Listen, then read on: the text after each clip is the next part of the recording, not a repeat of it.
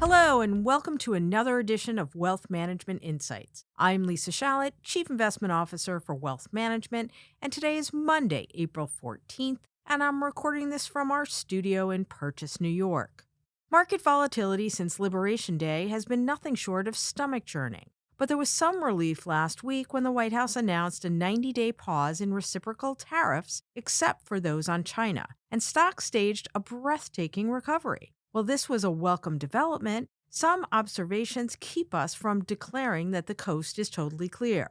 First, for equities, the question is, how much has really changed? Our quick and dirty estimate is not very much. Yes, recession odds and potential inflation impacts have eased, but only modestly so. The new tariff regime takes the blended effective rate from around 22% down to 17%. And that's still a big change from the current 3% and will likely impact economic growth, consumer behavior, and corporate margins. In particular, Morgan Stanley & Co. has again reduced their GDP growth estimates for 2025 and 26. As for the consumer, the Budget Lab at Yale University now expects the tariff burden per household to be $4,700 a year on average. Meanwhile, S&P 500 earnings estimates are likely to fall based on lower global demand and weaker margins. Uncertainty remains high, and the index is likely to be range-bound in a large zone between 4,900 and 5,700 until August or September, when the budgets, the tax bill, and debt ceiling agreements are finalized.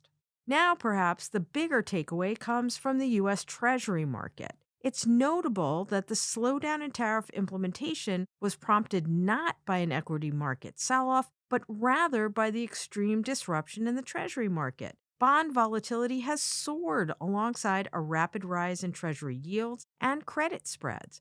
Such dynamics may suggest that markets are struggling not only with recession and inflation risk, but the possibility of a series of other issues, like a liquidity squeeze, as well as the unwinding of the hedge fund basis trade. Meanwhile, more telling was the threat of higher costs of capital, not only to companies, but to the U.S. Treasury. We estimate that there's $10 trillion of U.S. debt to be refinanced this year, and soaring rates have completely disrupted hopes for refinancing this debt at lower rates. Debt and deficits are now a policy constraint for budgets, tax bills, and the amount of fiscal austerity that may be proposed. In addition, perhaps the most concerning to the administration and investors is the possibility that trade war dynamics spill into capital flows. This could prompt weaker foreign demand and even more currency volatility. Lastly, there's growing anxiety that the administration won't make enough progress on debt and deficit reductions to deliver tax cuts that go beyond a mere extension of the TCJA.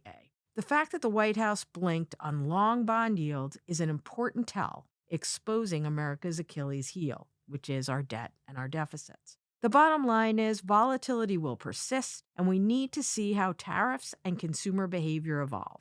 With Washington policy moving at breakneck speed, tactical heroics are premature.